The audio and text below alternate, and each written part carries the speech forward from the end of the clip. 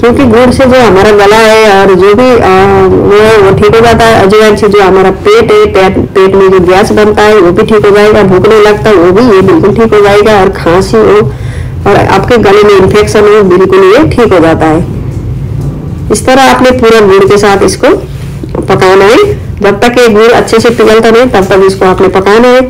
ऊपर से मैं थोड़ा सौंठ का पाउडर डाल रही हूँ। सौंठ वही है जो पाउडर जो हमारा जिंजर है इसको सुखा के पीसा जाता है, उसी को सौंठ बोलते हैं। तो इसमें मैं मेरे पास था तो मैं डाल रही हूँ, अगर नहीं है तो आपके पास ऐसे अदरक का भी आप बनवा सकते हैं।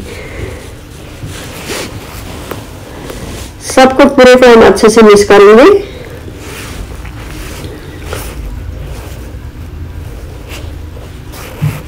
और हम इसको पकाएंगे गुड़ के साथ अच्छे से।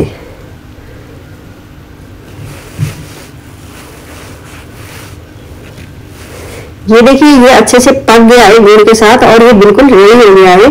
और गैस को मैं ऑफ कर दिया है। अभी निकालेंगे इसको बाहर। एक कांच के बोतल या फिर आप किसी कांच के कटोरे में भी आप इसको डाल के रख सकते हैं। और ये आप थोड़ा दूध के साथ बच्चों को दे, और हाफ टी स्पून, बड़े को खाना है तो 1 टीस्पून आप खा सकते हैं।